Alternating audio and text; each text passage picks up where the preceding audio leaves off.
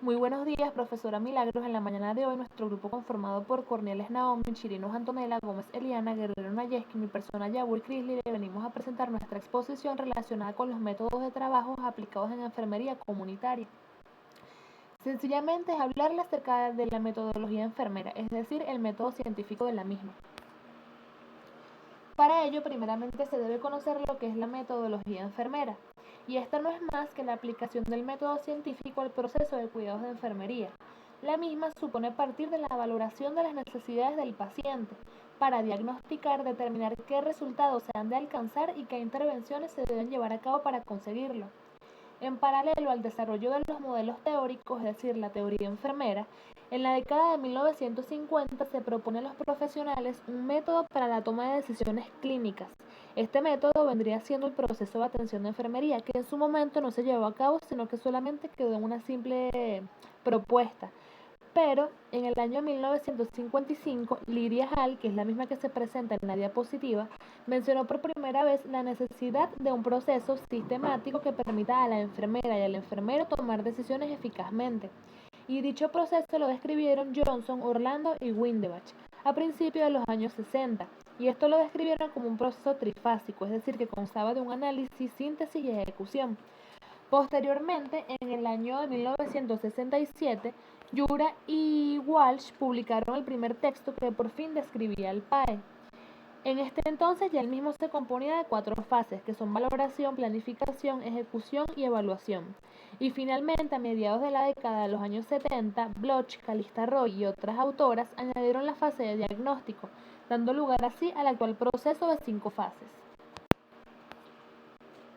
Bien, a continuación les voy a explicar acerca de cómo es el método de trabajo en enfermería. La aplicación del método científico en la práctica asistencial enfermera no es más que el método de trabajo conocido como PAE o proceso de cuidados humanos de enfermería como es conocido actualmente. Este método permite a las enfermeras y enfermeros prestar los cuidados de una forma racional, lógica y sistemática, mediante la aplicación de la base teórica en el ejercicio de la profesión de enfermería. Este planteamiento es una herramienta que ayuda a resolver problemas de salud que se perciben a través de la observación y contacto con el usuario o paciente, para así finalmente satisfacer las necesidades del individuo, la comunidad, la familia y bueno, su entorno, promoviendo su estado óptimo de salud. Es por ello que el personal de enfermería durante el ejercicio de la profesión es importante que posea o adquiera la capacidad de formar juicios sobre la realidad que conduzca a actuar con pleno conocimiento. También debe aprender a trabajar en equipos inter y multidisciplinarios. Asimismo, estos deben aprender a comunicarse cordial y efectivamente con el usuario, los colegas y los demás miembros del equipo de salud. Deben mostrar seguridad y confianza en sí mismos. Y asimismo también deben realizar investigaciones de proyección social para aplicar el sentido y valor de las normas éticas y jurídicas durante la profesión. Además de ello, pues, se debe lograr el adecuado desarrollo del proceso, y para ello debe hacer falta una interacción entre el personal de enfermería y el paciente, que es la famosa conocida relación enfermera-paciente, y en ella se deben adquirir ciertas capacidades tales como la capacidad técnica, que es el manejo instrumental y aparataje, la capacidad intelectual, que es básicamente emitir planes de cuidados que sean eficaces y con un fundamento científico. Y finalmente la capacidad de relación, es decir, la capacidad de relacionarse, tener empatía y obtener el mayor número de datos para así valorar. La adecuada realización y promoción de estos pasos, actitudes y capacidades va a permitir que se forje un adecuado proceso de enfermería en base a las características que se presentan en la diapositiva, donde primeramente el mismo tiene una finalidad, es decir, que se dirige a un objetivo. Asimismo es sistemático, es decir, que implica partir de un planteamiento que se organiza para alcanzar un objetivo. También es dinámico, es decir, que este responde a un cambio continuo. Es interactivo, es decir, que este está basado en las relaciones recíprocas que se establecen entre la enfermera y el paciente, su familia y los demás profesionales de la salud. Posteriormente, se puede decir que una de las características es que este es flexible, ya que se puede adaptar al ejercicio de enfermería en cualquier lugar o área especializada que trate con los individuos, grupos o comunidades. Y finalmente tiene una base teórica, ya que este proceso ha sido concebido a partir de numerosos conocimientos que incluyen a las ciencias y humanidades y se puede aplicar a cualquier modelo teórico de enfermería existente. Ahora bien, les explicaré ¿Cómo son los sistemas de trabajo en enfermería? Primeramente, pues se debe decir que para proporcionar la atención de enfermería se utilizan solo 4 sistemas. Y el propósito de dichos sistemas es un ejercicio ágil en la atención del paciente. Y cada uno de ellos es empleado conforme a los recursos humanos existentes. Un sistema es un conjunto ordenado de elementos interrelacionados e interactuantes entre sí, mientras que un sistema de trabajo en enfermería consiste en un conjunto de acciones e intervenciones que se ordenan para la prestación de cuidados a los usuarios que lo soliciten o lo requieran en su momento, permitiendo así una interacción entre la enfermera y el paciente, y se logra con ello la atención eficiente, eficaz y oportuna. Es importante mencionar que los elementos básicos constituyentes de un sistema de enfermería son la enfermera, el paciente y los acontecimientos ocurridos, incluyendo las interacciones que existan con los familiares y amigos. ¿Cuáles son los tipos de sistemas de trabajo? Primeramente, se encuentra el sistema de trabajo por paciente, que es cuando se cuenta con recursos humanos suficientes. El método de elección es el sistema de trabajo por paciente y consiste en atribuir al personal un número determinado de pacientes que se clasifiquen según el tipo de problemas o salud que presenten. El segundo sistema es el sistema de trabajo por funciones, que es cuando el personal de la institución no es suficiente. Se asigna el trabajo por funciones, es decir, la actividad rutinaria como el tendido de camas, curaciones, la higiene del usuario, las administraciones de medicamentos, tomas de signos vitales y otras similares se suelen distribuir de manera equitativa entre las enfermeras o enfermeros del servicio. Y el propósito del mismo es realizar con rapidez las actividades urgentes y rutinarias. Y para realizar esto, pues se recomienda aplicar dicho sistema con fines educativos para reforzar el aprendizaje de una técnica y lograr destrezas o habilidades. El tercer sistema de trabajo es el sistema de trabajo mixto, que consiste en asignar el trabajo por pacientes y por funciones. Solo se asigna a aquellos pacientes que presentan condiciones de delicados o graves, incluyendo las infectocontagiosas o que presenta algún paciente un tratamiento especial. Y este trabajo se recomienda cuando el personal de los servicios es insuficiente y tiene idéntica preparación. Se podría decir que este es el sistema de trabajo en enfermería más utilizado. Finalmente se presenta el sistema de trabajo en equipo, que es uno de los sistemas con mayores beneficios. El mismo consiste en formar equipos de trabajo funcionales con enfermeras profesionales y no profesionales, que se encargan de la atención integral de un número de pacientes, desde su ingreso hasta su egreso. Buenas, profesora, compañeras, mi nombre es Eliana Gómez y yo les voy a hablar qué es el PAES. El proceso de atención de enfermería, PAE, es la aplicación del método científico en la práctica asistencial, que nos permite a los profesionales prestar o brindar los cuidados que demandan tanto el paciente como la familia y la comunidad, de una forma estructurada, homogénea, lógica y sistemática. Se considera el PAE como la base del ejercicio de nuestra profesión, ya que es la aplicación del método científico a la práctica de enfermería, el método por el que se aplican los conocimientos a la práctica profesional. Esta profesionalización de los cuidados con actividades ejecutadas por enfermería dan respuesta a una necesidad específica de salud en todos los campos, como serían la promoción, el tratamiento y la prevención.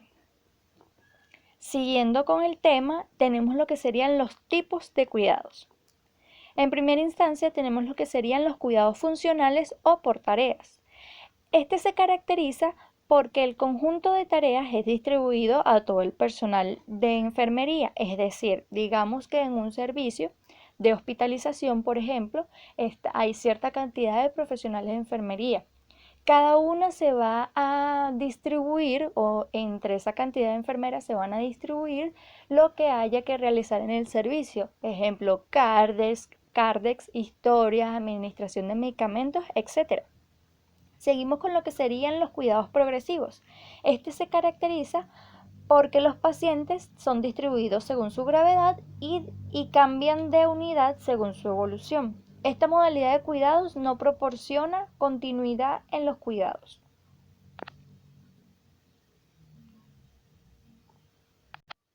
Continuamos con lo que serían los cuidados integrales. La enfermera, en este caso, es la responsable de los cuidados que necesita un paciente desde su ingreso hasta su alta.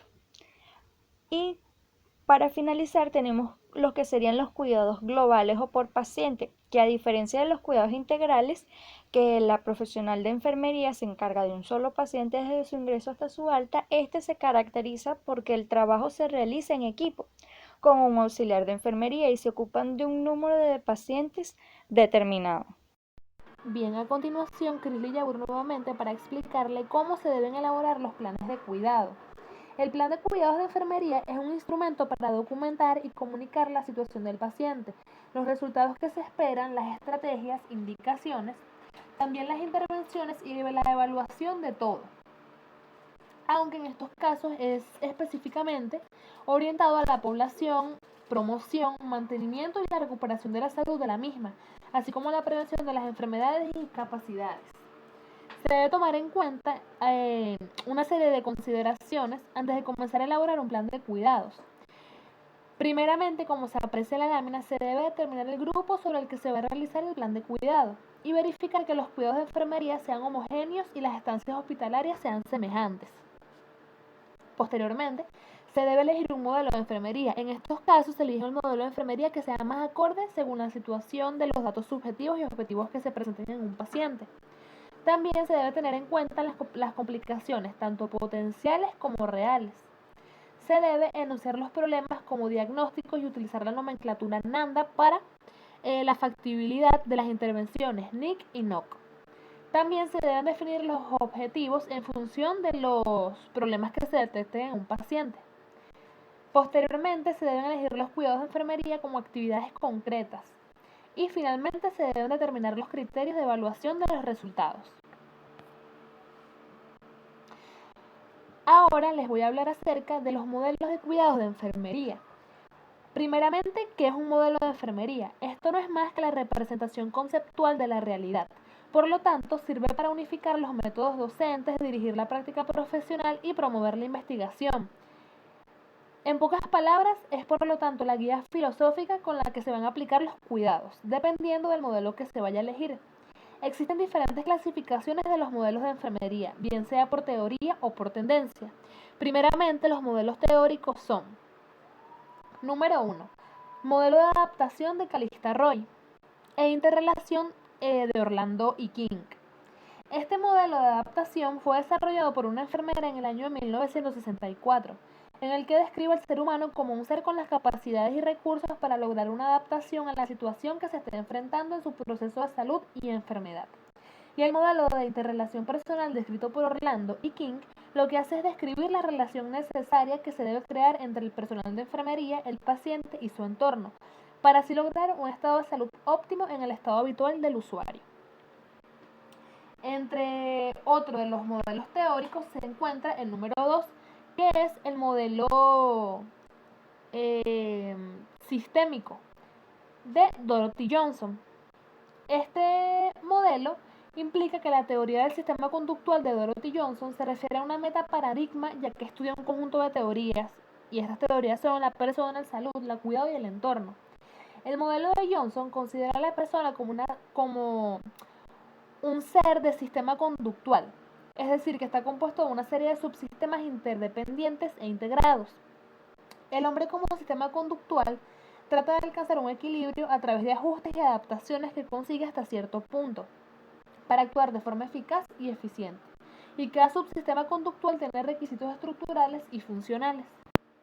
Y el tercer modelo teórico es el modelo de las necesidades de Virginia Henderson, que se basa sencillamente en las 14 necesidades fundamentales, representando un modelo conceptual en ciencias humanas y especialmente en los cuidados de enfermería. Este modelo formó parte de las corrientes del pensamiento enfermero y fue propuesto por la ya mencionada Virginia Henderson en el año de 1947. Estos son los tres sistemas o modelos teóricos más resaltantes en la enfermería. Y por otra parte se encuentran los modelos en tendencia, que son aquellos modelos que usualmente suelen aplicarse más en el ámbito de enfermería. Entre ellos primeramente se encuentra el modelo naturalista de Florence Nightingale. Su principal representante es la misma ya mencionada, que en 1859 trata de definir la naturaleza de los cuidados de enfermería en un libro que determinó como Notas sobre Enfermería o Notes of Nursing. Florence Nightingale ya había comprendido la necesidad de tener un esquema de referencia y un cuadro conceptual. Desde este primer intento de conceptualización hasta que de nuevo formalmente se hizo la pregunta. Y así transcurre casi un siglo. Y este, por lo general, es el más sencillo de todos los modelos y se encuentra primero porque suele ser el más aplicado en enfermería. El segundo modelo en tendencia es el modelo de suplencia o ayuda, propuesto por Virginia Henderson y Dorothea Oren, que explica que el rol de la enfermera o el rol de enfermería consiste en suplir o ayudar a realizar las acciones que la persona no puede llevar a cabo por sí misma en un momento de su vida, acciones que preservan la vida y fomenta ambos roles del autocuidado por parte de la persona.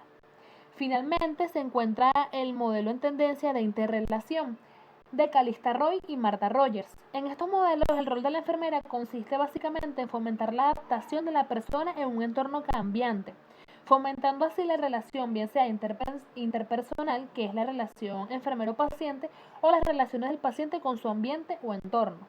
Los modelos más representativos son los de Hildegard Pleplau, Calista Roy, Martha Rogers, Mira Levine y Marjorie Gordon, que explica los 14 patrones funcionales del ser vivo. Con los modelos de enfermería se pueden apreciar distintas formas de pensamiento acerca de la enfermería, diferentes puntos de vista conceptuales. Sin embargo, son necesarias guías específicas para la valoración independiente del marco conceptual o del modelo de enfermería utilizado, ya que a la hora de utilizar un modelo de enfermería es importante saber qué modelo se está utilizando o qué teoría se está utilizando, bajo qué fundamento científico y en base a qué paciente se debe aplicar el mismo. Finalmente, procederé a explicarles la metodología de elaboración del proceso de enfermería o del proceso de atención de enfermería. Se puede decir que la tendencia universal en la atención de enfermería es realizar la misma a través de los planes de cuidado, como ya mencioné anteriormente, al objeto pues de unificar los criterios de atención y procurar el máximo de calidad de la misma. De esa manera no solo se va a garantizar la calidad en la atención, sino que a la vez se puede cuantificar tanto los tiempos de atención como los costes que estos puedan suponer.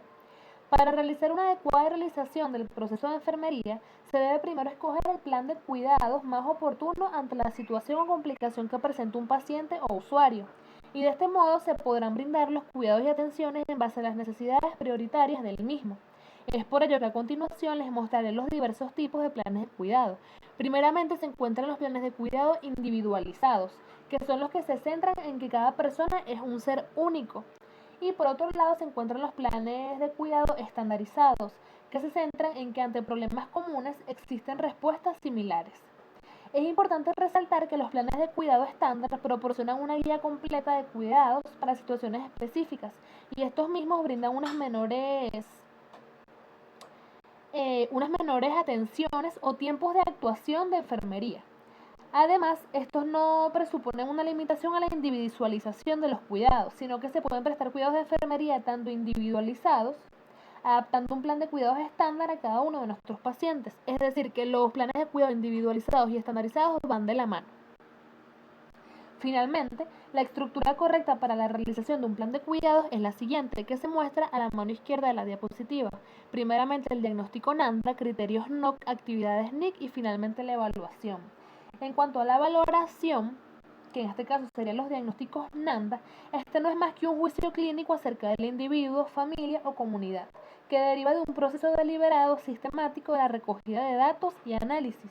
Esto lo que hace es proporcionar la base de las prescripciones para la terapia definitiva, de la cual la enfermera o enfermero es responsable. En segunda instancia se encuentran los criterios de resultados, que son los objetivos NOC. Y esto no es más que una clasificación en enfermería de los objetivos o resultados esperados en un proyecto de salud. En tercer punto de la estructura de los mismos planes de cuidado se encuentran las intervenciones, que son las actividades o las intervenciones NIC. Y esto no es más que una intervención de enfermería a todo un tratamiento basado en el conocimiento y juicio clínico que realiza un profesional de enfermería para favorecer el resultado esperado del paciente. Y finalmente se encuentra la evaluación, que no es más que la manera de evaluar cómo un paciente o usuario supera o afronta una situación de enfermedad, sea aguda, crónica o terminal. Buenos días, mi nombre es Antonella Chirinos y le vengo a presentar el proceso de atención de enfermería a grupos de la comunidad. La enfermería comunitaria es entendida como la disciplina que sintetiza los conocimientos teóricos, las habilidades prácticas de la profesión y de la salud pública, además de que se aplica como alternativa de trabajo en la comunidad, con el fin de promover, mantener y restaurar la salud de la población, contando con la participación de la comunidad, la familia, los individuos, para crear un equipo multidisciplinario en el marco de la planificación general de la atención. Bueno, en la primera etapa del PAE tenemos la valoración. La valoración es la recolecta de datos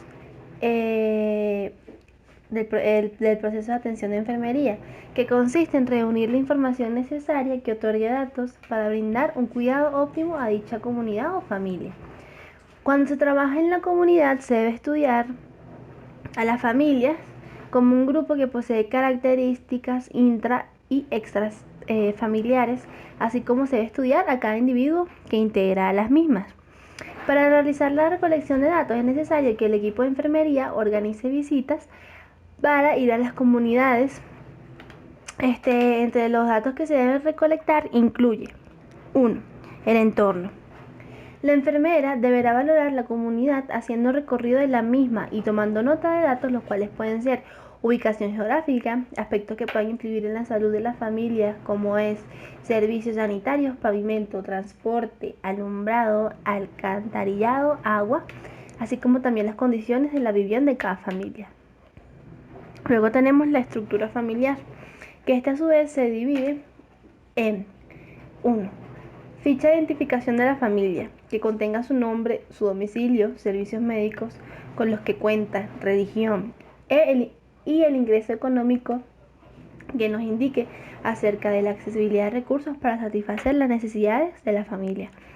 Luego tenemos la composición familiar. Como su nombre lo dice, aquí es donde se describe el número de personas que está compuesta la familia, el sexo, la edad, la escolaridad, el estado civil y la ocupación. Luego tenemos la interacción familiar, aspectos culturales o de religión que sean relevantes en cuanto al estilo de vida que posean, relaciones extra e intrafamiliares, roles y manejo de situaciones de problemática y o estrés. Luego tenemos el punto 3, que es el genograma.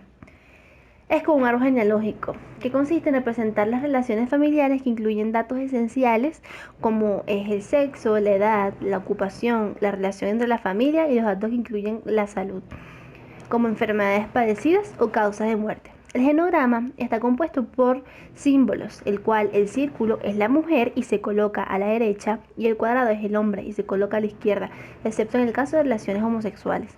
El orden de los hermanos se designa desde el mayor hacia el menor, de derecha a izquierda.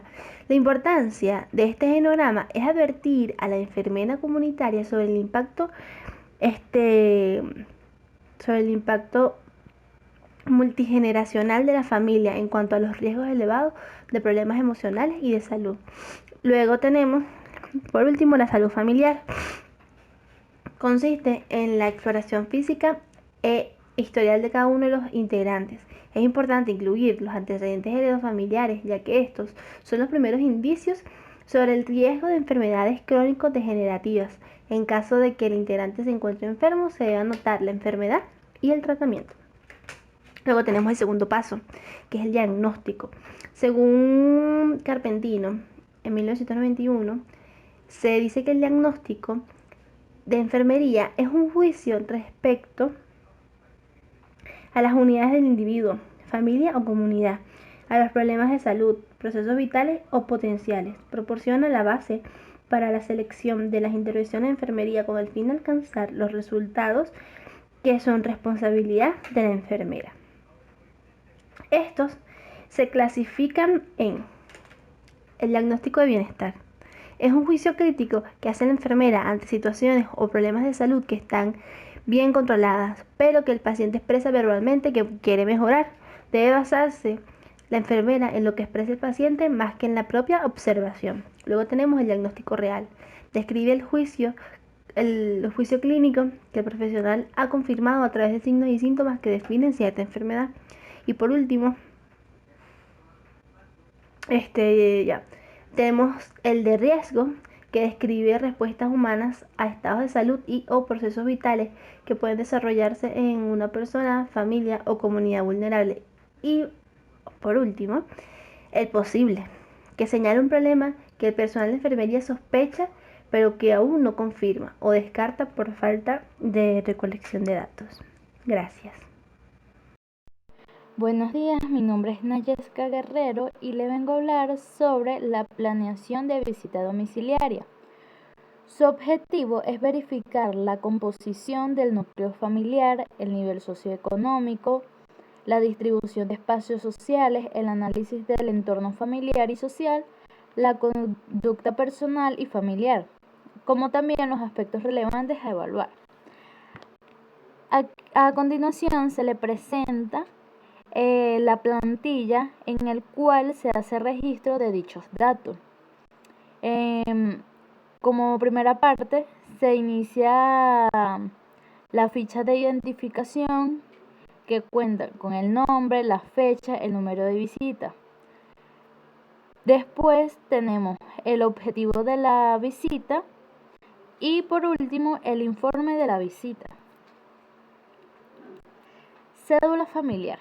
Esta no es más que el instrumento que permite al personal operativo la identificación en forma sistematizada de los factores de riesgo para la salud de todos y cada uno de los integrantes de la familia y le permite la clasificación de la misma con base en los riesgos encontrados.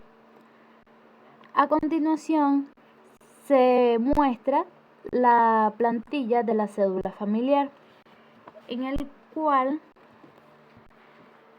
como número 1 tenemos los datos de la familia. En el primer renglón del lado izquierdo se anotarán los apellidos de la familia a la que se le está aplicando la cédula. En el segundo renglón se anotará el domicilio de la familia. En el tercer renglón se anotará el ingreso económico mensual. Y en el primer renglón de la parte central se colocará una X o se marcará con una X según sea la respuesta, de acuerdo al derecho a vigencia de la familia. En el segundo renglón de la parte central se anotará el teléfono en caso que ésta tenga, así como la religión que profesa. En el segundo renglón central de la parte derecha se anotará la fecha con número arábigo. Como punto número 2 tenemos los datos de los integrantes de la familia. En la primera columna se anotará el nombre de cada uno de los miembros de la familia en forma descendente, iniciando por el padre de la familia. En caso de no existir o no estar presente, se registrará a la madre, ocupando así su lugar. Posteriormente, el hijo o la hija mayor que vive ahí. Por último, el más pequeño de la familia. En la siguiente columna se anotará la edad, el sexo, estado civil, escolaridad y ocupación de cada uno de los integrantes, de acuerdo al orden de la primera columna. En la última columna se registrará si los integrantes cuentan con cartilla de vacunación e inmunizaciones. Como tercera parte tenemos las características de la vivienda, marcando así con una X, por ejemplo, el material con que fue construida la vivienda y los servicios con los que cuenta. Como cuarta parte tenemos los hábitos familiares. Aquí se hace registro de los hábitos de higiene y se practica algún deporte. Como quinta parte se cuenta con los antecedentes heredofamiliares, en el cual aquí se hace registro de los padecimientos jerárquicamente de la familia o sus ancestros. Como sexta parte se hace registro de los antecedentes personales patológicos. Se anotará el nombre de cada individuo y se marcará con una X la patología que padece cada uno de los integrantes de la familia. Como séptimo se encuentra la planificación familiar. Aquí se hace registro del tipo de anticonceptivos que se utiliza para planificar su familia y para así evitar embarazos no deseados. Y en salud reproductiva se llenará de acuerdo a lo que se pide en cada espacio. Y en el octavo se registra las observaciones, como se puede ver aquí en el ejemplo. Exploración física de cada integrante. La exploración física no es más que el conjunto de maniobras que realiza un médico o enfermero para obtener información sobre el estado de salud de una persona. A continuación, se muestra la planilla de la exploración física. Esta se tiene que hacer en cada uno de los integrantes que conforme dicho núcleo familiar, el cual consta con el nombre completo, edad, sexo, peso, talla, temperatura, pulso. Aquí se hace registro de las observaciones y en la dinámica familiar de las relaciones intrafamiliares, la relación extrafamiliares, los problemas económicos y si hay violencia familiar. Planeación del cuidado familiar. Este es un método de atención que corresponde a las necesidades de comprender e integrar el cuidado de la salud de las personas. Aquí en la planeación se hace registro en un cuadro, como está expuesto en la diapositiva, el cual se hace el diagnóstico de enfermería, los objetivos, la intervención de enfermería y el fundamento científico. El diagnóstico de enfermería no es más que el proceso en que se indica una enfermedad. El objetivo es constituir una estructura que pueda cubrir las necesidades del paciente, la familia y la comunidad. Las intervenciones de enfermería es todo tratamiento basado en el conocimiento y juicio clínico que realiza un profesional de enfermería para favorecer el resultado esperado del paciente. Y el fundamento científico es un hecho probado que formulan una ley o una teoría generalmente aceptada por la mayoría de la sociedad. Ejecución. Esta no es más que el comienzo del plan de cuidado de enfermería para conseguir objetivos concretos. La fase de ejecución comienza después de haberse desarrollado el plan de cuidado y está enfocado en el inicio de aquellas intervenciones de enfermería que ayudan al paciente a conseguir los objetivos deseados. Este cuadro consta de la fecha, hora y lugar, las intervenciones de enfermería, el resultado y el registro de enfermería. Las intervenciones ya se explicó anteriormente. Los resultados son aquellos indicadores que se usan para determinar el estado del paciente respecto a los cuidados otorgados, y el registro de enfermería conforman la evidencia escrita de los cuidados otorgados al paciente. Evaluación. Es el proceso sanitario destinado a conocer la efectividad de los cuidados existentes en un momento determinado y su repercusión en el estado de salud. Aquí se hace registro de los objetivos e indicadores que esto constituyen una estructura que pueda cubrir las necesidades del paciente, la familia y la comunidad. El resultado de la ejecución, el cual se cuantifica el estado del resultado en el paciente desde el menos al más deseable y proporciona una puntuación en un momento dado. Y por último, el porcentaje de alcance del objetivo, que es la puntuación de los objetivos. Metodología para la elaboración del proceso. La enfermería comunitaria. Aquí se encuentra la valoración, el cual consta de los datos de la comunidad, un croquis de la manzana, es decir, sectorización, la planeación de la primera visita domiciliaria para la valoración. Aquí se aplica la cédula familiar y la exploración física de cada uno de los integrantes de la familia, que ya fue explicado anteriormente. Se hace un resumen de todos los datos encontrados, primero lo relacionado a la cédula, luego el resumen de los integrantes de la familia uno por uno.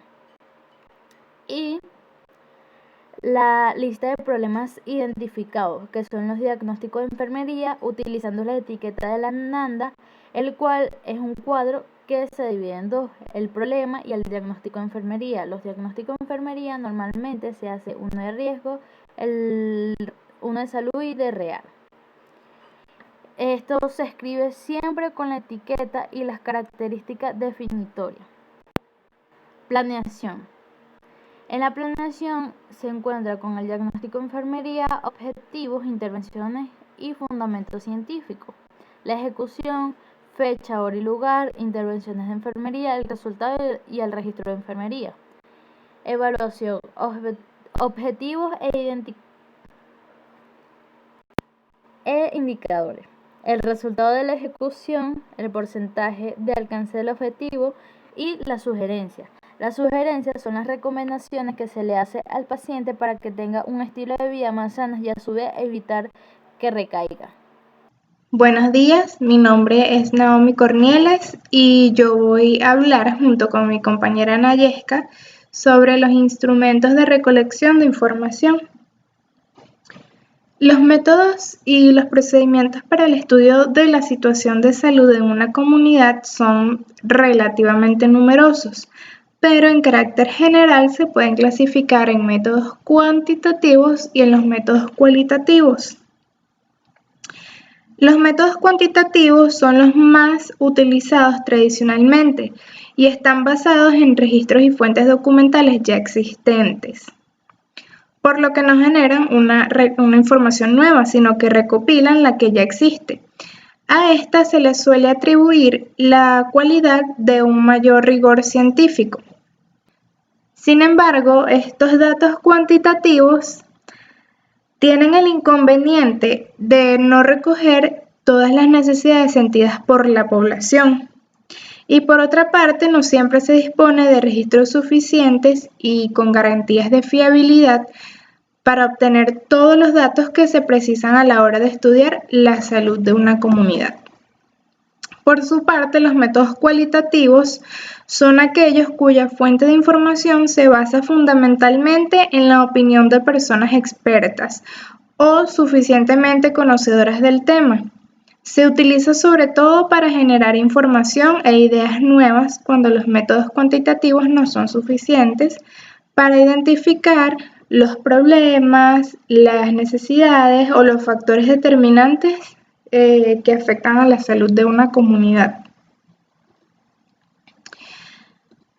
Además de esta forma de clasificar los métodos y procedimientos para la identificación de los problemas y las necesidades de salud que puedan existir en una comunidad, existen otras clasificaciones, de las cuales iniciaremos hablando con el método de la observación. La observación ha sido considerada como el método de investigación más antiguo, pero a la vez más actual en el campo de las ciencias sociales. Es el procedimiento utilizado en la vida diaria para obtener información, adquirir conocimientos de lo que ocurre en nuestro entorno. Pero ¿qué pasa? Que muy pocas veces lo hacemos de forma sistemática y ordenada. Esta consiste esencialmente en observar a la gente in situ, es decir, en el lugar, o sea, en su contexto real, donde se desarrollan normalmente sus actividades para captar exactamente esos aspectos más significativos de cara al fenómeno o hecho a investigar y pues poder recopilar los datos que se estiman pertinentes. La observación abarca todo tipo de ambiente físico, social, psicológico, emocional, cultural, etc. Y pues donde la gente desarrolla su vida.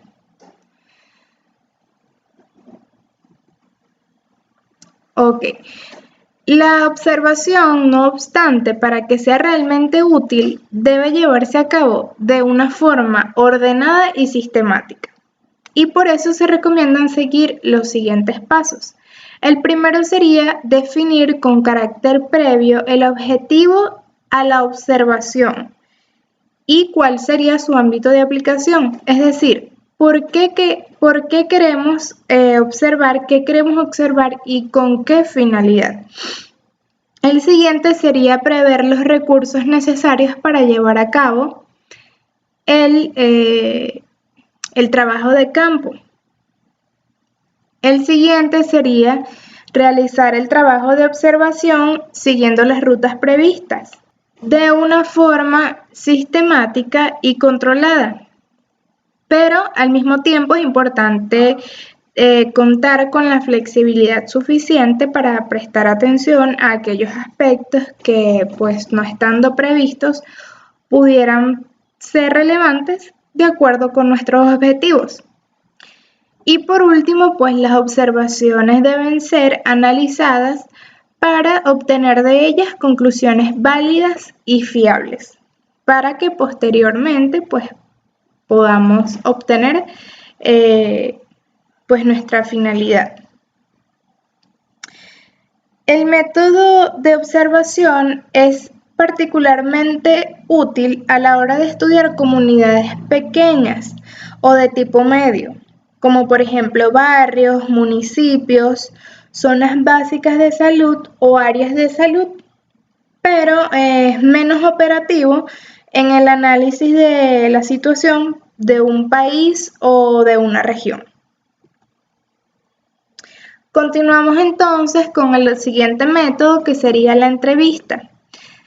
Con la entrevista se pretende, de una parte, obtener datos válidos y utilizables de quienes tienen un buen conocimiento de la realidad en estudio, y por otra, recoger sus puntos de vista sobre los problemas y las necesidades sentidas por la población. Es importante que para evitar posibles sesgos se recomienda entrevistar a personas de diferentes tendencias y puntos de vista. En estos casos se llevarán a cabo con el ciudadano común de la calle, y en otras conviene también entrevistar a personalidades de la vida pública con responsabilidades sociales, políticas, económicas, culturales, etc. O sea, personas con diferentes estatus. Dependiendo de las circunstancias y de cada ocasión, la entrevista podrá tener un carácter más o menos formal y estar más o menos estructurada, pero en ninguno de los casos puede ser una conversación improvisada. Hay que tener siempre en cuenta el objetivo que se persigue. Y para ello, pues tenemos unas ciertas técnicas, las cuales serían que se debe abordar gradualmente al entrevistado, con cordialidad, generando un clima favorable, y buscar el momento y el lugar adecuado para la entrevista. También conviene formular las preguntas de acuerdo con el guión preestablecido, utilizando palabras sencillas y fácilmente comprensibles para el usuario. Se recomienda siempre utilizar una actitud de escucha activa y mostrando interés por sus respuestas, manteniendo el contacto visual y realizando gestos afirmativos con la cabeza. El entrevistado debe sentirse cómodo.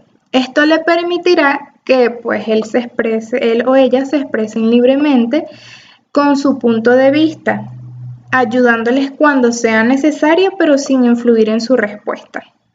No se le debe rebatir ni dar ninguna prisa, y esperar a que concluya su relato sin interrupciones y sin premuras. Y por último, pues las respuestas deben ser registradas con la mayor exactitud posible para su posterior análisis y la elaboración de las conclusiones. Seguimos entonces con la siguiente técnica, que serían las encuestas. El procedimiento de la encuesta trata como tal de producir información nueva de parte de la población en estudio. Es especialmente útil para recabar datos sobre aquellos aspectos carentes de registro, y particularmente para lograr información sobre problemas y necesidades sentidas por la población. Tenemos diferentes tipos de encuestas, que en función del procedimiento utilizado para la recogida de datos se pueden distinguir. ¿Ok? La primera sería la encuesta personal, la cual se lleva a cabo mediante una entrevista, como su nombre lo dice, de persona a persona, haciendo uso de un cuestionario previamente estructurado o de un guión con las preguntas a formular.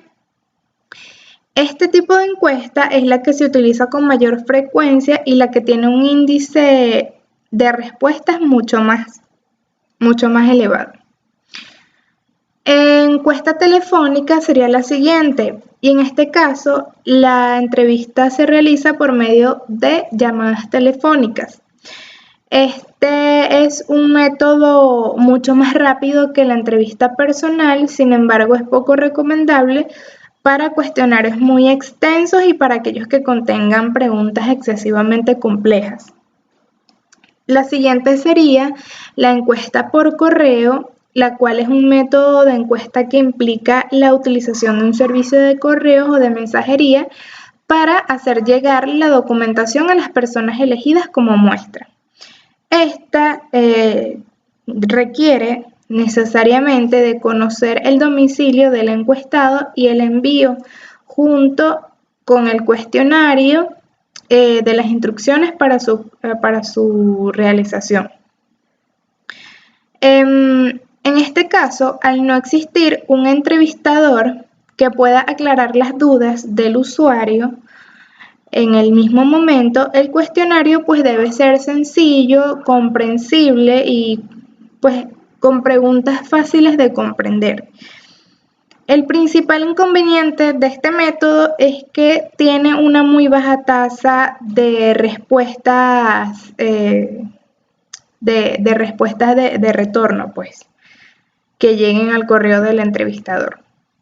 La siguiente sería encuesta por grupo o en grupo.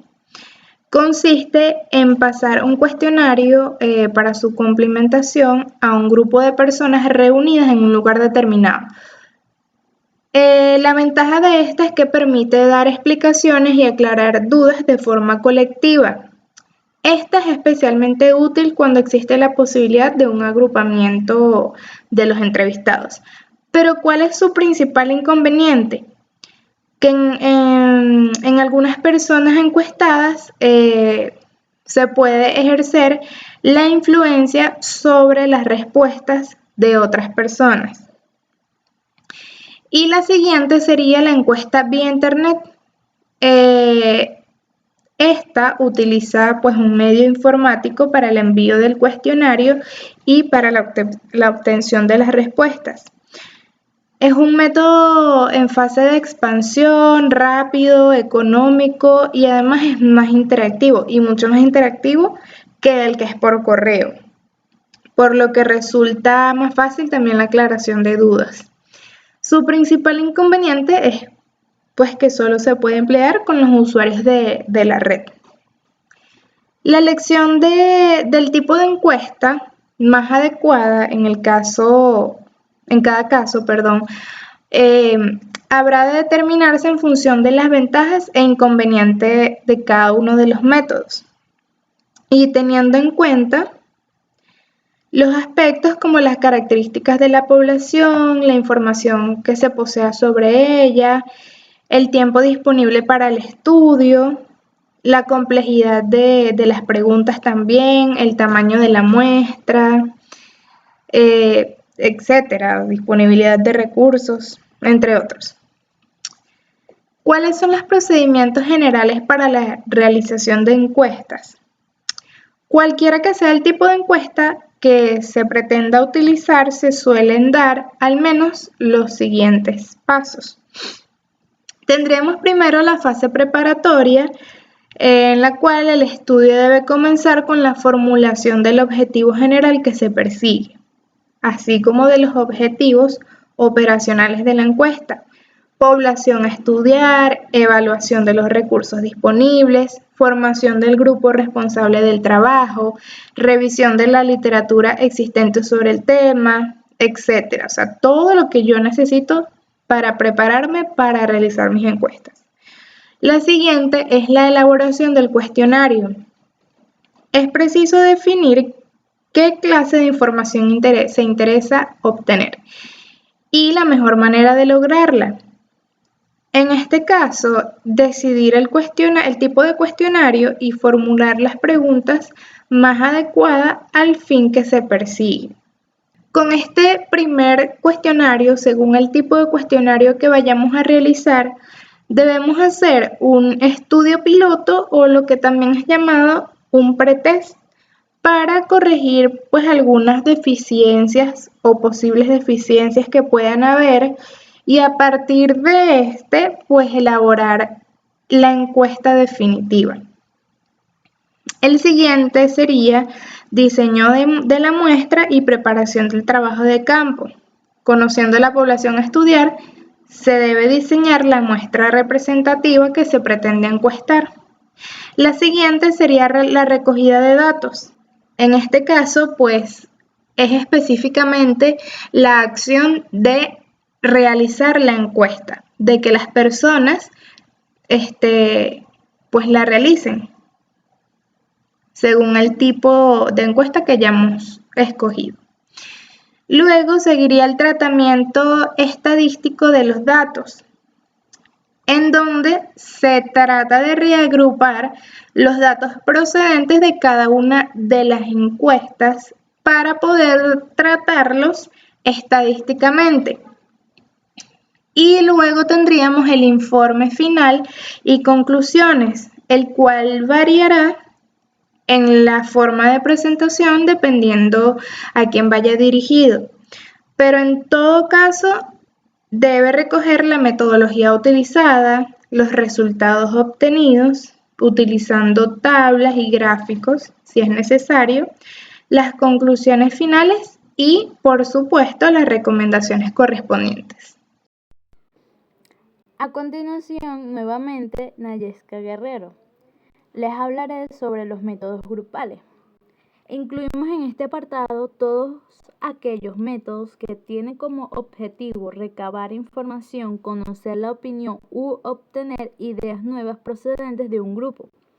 Las personas participantes pueden ser expertos o simples ciudadanos de la comunidad y pueden utilizar tanto la modalidad de presencia física como la de distancia. En unos casos se tratará de grupos que buscan el consenso sobre un tema, en otros el análisis crítico de la situación y en otros la aportación de propuestas e ideas innovadoras. Explicaré a continuación algunos de los métodos grupales más conocidos, como lo es el grupo nominal.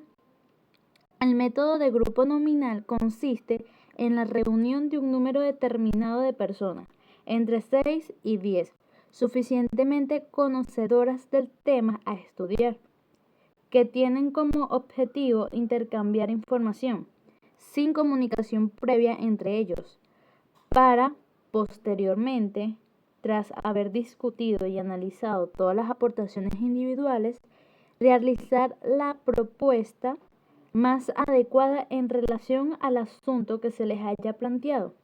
En el procedimiento se pueden distinguir 4 fases, que son la fase previa. Esta consiste fundamentalmente en delimitar el tema, seleccionar y convocar a los participantes y elaborar las preguntas.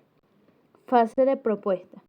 Comienza con una reflexión personal en silencio durante 10 a 15 minutos, en la que cada participante redacta sus ideas sin comunicarse con el resto.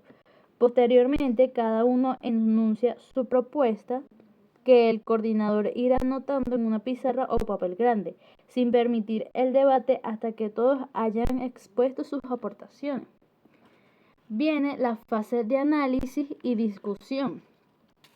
Guiados por el coordinador, se procede al análisis de las ideas, clarificándolas, reagrupándolas e incluso suprimiendo algunas o añadiendo otras, para pasar luego a discutir las ventajas e inconvenientes de cada una de ellas. Fase de conclusiones. El proceso finaliza con las conclusiones del grupo sobre el tema que se les ha sometido a consideración. Al acuerdo final se puede llegar por consenso o por votación. Una variable de esta técnica consiste en mantener el anonimato de las ideas iniciales para evitar que la crítica se realice en función de quien haya formulado la propuesta. En este caso, las proposiciones se entregarán por escrito, en silencio, al coordinador y éste elaborará una relación única sin identificar a sus autores. Técnica Delphi. La técnica de Delphi fue utilizada por primera vez en los años 50 en Estados Unidos como un nuevo método para recoger la opinión de diversos expertos sobre un tema. Se le asignó este nombre en atención al oráculo de Delfos, lugar al que acudían los griegos en la antigüedad para conocer su futuro. Aunque en sus inicios la técnica fue utilizada con fines prospectivos, el método de desarrollo más tarde como un instrumento de ayuda para que personas con juicios u opiniones diferentes sobre un mismo asunto pudieran llegar a una opinión consensuada. El objetivo fundamental de la técnica de Delphi, por tanto, consiste en recoger y agrupar la opinión de determinados expertos sobre un tema y lograr de una forma sistemática el consenso sobre el mismo. Algunas de las principales características del método son: la reflexión se lleva a cabo individualmente sin necesidad de reunión. La opinión de los expertos se expresa por escrito.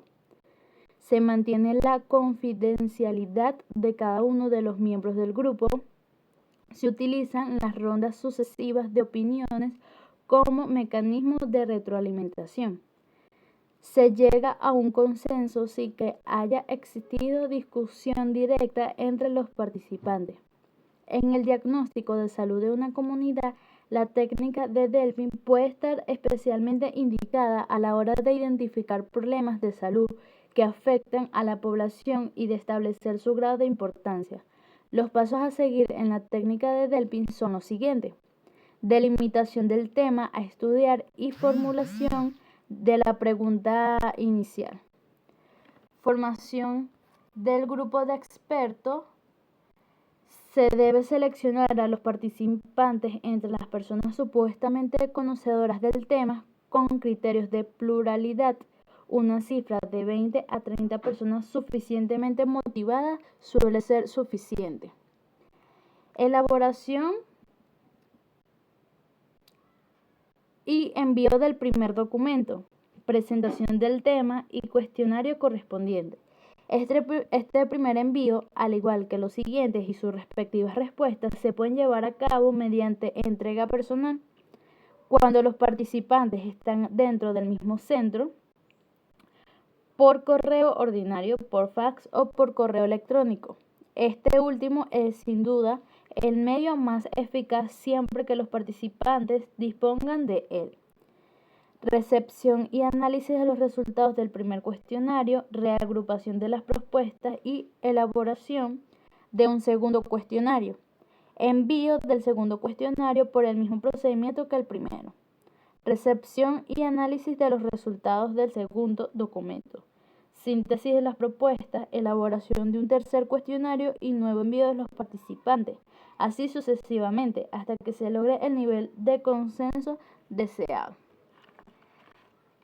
Y también la redacción del informe final, que debe remitir a los expertos que han participado. Algunos investigadores han utilizado con éxito el método Delphi modificado, que consiste básicamente en combinar la técnica Delphi original con la técnica de grupo nominal descrita en el apartado anterior. La primera fase se lleva a cabo individualmente por escrito, mientras que en la segunda el grupo se reúne y discute hasta llegar a una propuesta de consenso. Círculos de estudio. Los círculos de estudio consisten en grupos de trabajo constituidos por vecinos de la comunidad interesados en participar en el estudio de sus problemas y necesidades de salud, aunque ocasionalmente puede estar formado por especialistas de un ámbito sectorial determinado, como lo son técnicos de medio ambiente, educadores, trabajadores sociales, etc. En este caso se les suele dar el nombre de panel de expertos. Los círculos de estudio son especialmente útiles para el análisis crítico de los problemas, para la búsqueda de soluciones y para la elaboración de estrategias. Mediante este procedimiento se puede constatar cuáles son los temas que más preocupan a la población, problemas y necesidades sentidas que requieren algún tipo de intervención. A diferencia del grupo nominal, en el círculo de estudios la interacción entre los miembros se produce desde el primer momento. El animador tiene como objetivo facilitar la participación y encauzar el análisis y la búsqueda de soluciones, utilizando para ello las preguntas adecuadas en cada momento, pero sin influir en las opiniones de los participantes. En todo caso, se espera de los círculos de estudio que los resultados de la reunión o reuniones se plasmen en un documento final que exprese el punto de vista del grupo sobre el tema debatido. Tormenta de ideas.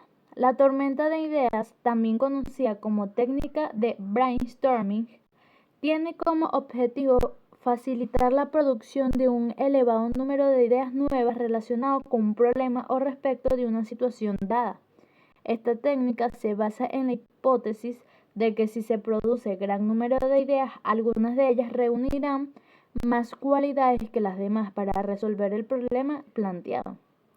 Para ello se forman grupos de 6 a 12 miembros que durante un tiempo de 30 a 60 minutos van a estar aportando ideas sobre el tema en cuestión.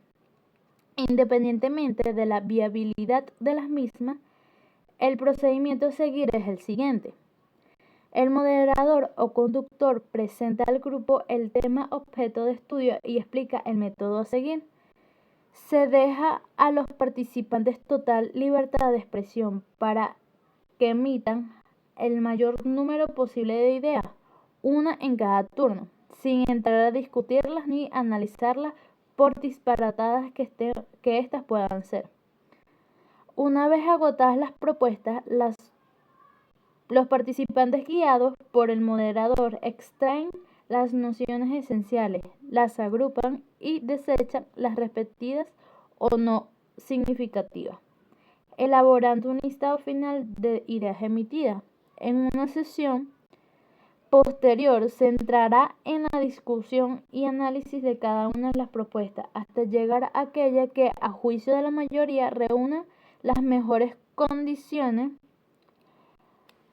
Esta técnica puede ser utilizada no solo en el diagnóstico de la situación, sino en cualquier fase del proceso de planificación en la que se desee movilizar la creatividad del grupo y la aportación de ideas innovadoras.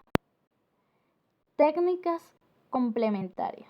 El estudio de la situación de salud no se limita exclusivamente a la identificación de los problemas y necesidades de la comunidad y al recuento de los recursos disponibles, sino que es necesario conocer y analizar los factores que condicionan cada situación, las relaciones de causas y efectos relativas a cada problema identificado, así como las fuerzas que, en cada caso, juegan a favor o en contra, para facilitar el trabajo en este terreno. Pueden ser de gran utilidad las dos técnicas que exponemos a continuación, como lo es el diagrama de causas y efectos. Este es un método mediante el cual se establecen relaciones de forma sistemática y en fase sucesiva entre un problema de salud, o puede ser de cualquier otro tipo, y las causas que lo provoquen. Está basado en la teoría de la multicausalidad y permite profundizar en la multiplicidad de factores que determinan cualquier problema de salud. En atención a su inventor, se le conoce también como diagrama de Ishikawa, aunque lo consideramos como un método cualitativo que se fundamenta en la opinión de expertos conocedores de las causas determinantes de un problema.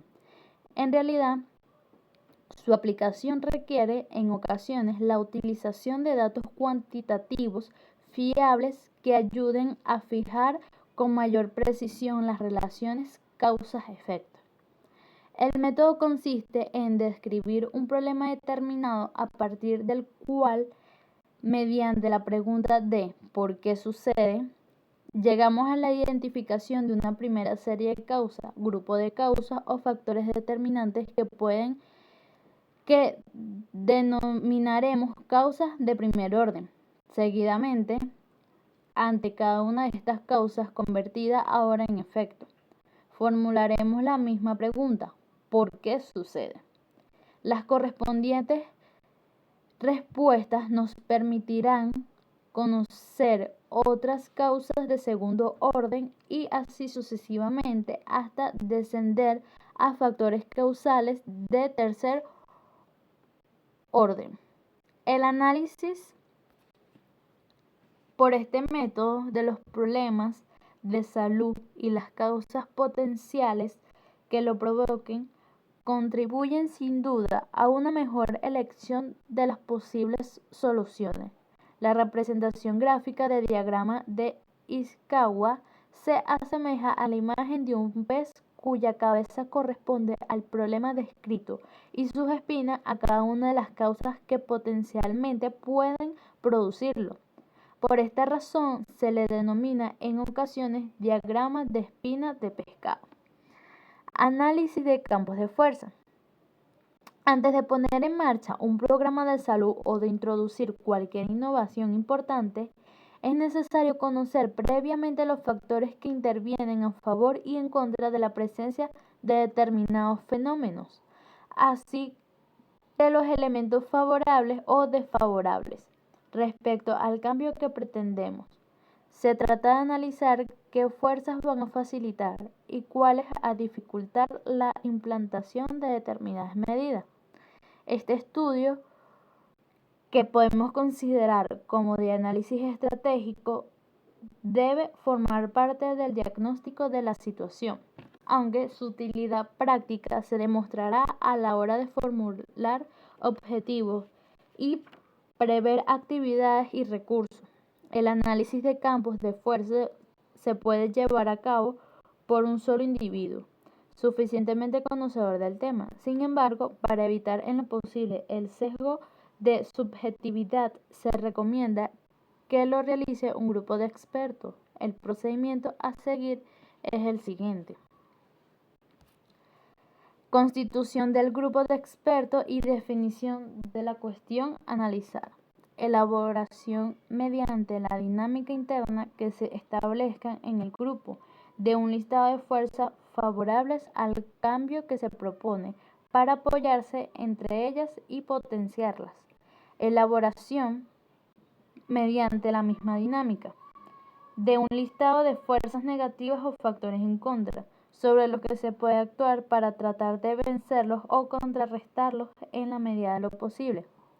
A la vista del listado de fuerzas que intervienen a favor y en contra de la innovación a introducir, se analizarán y enunciarán las estrategias más adecuadas para el logro de los objetivos. Cuando interesa analizar un problema de salud, el elevado consumo de alcohol en una comunidad, por ejemplo, se trataría de identificar, por una parte, las fuerzas potenciales que favorecen la presencia del problema para vencerla, y por otra, las fuerzas que contribuirían a su solución para potenciarla. Muchas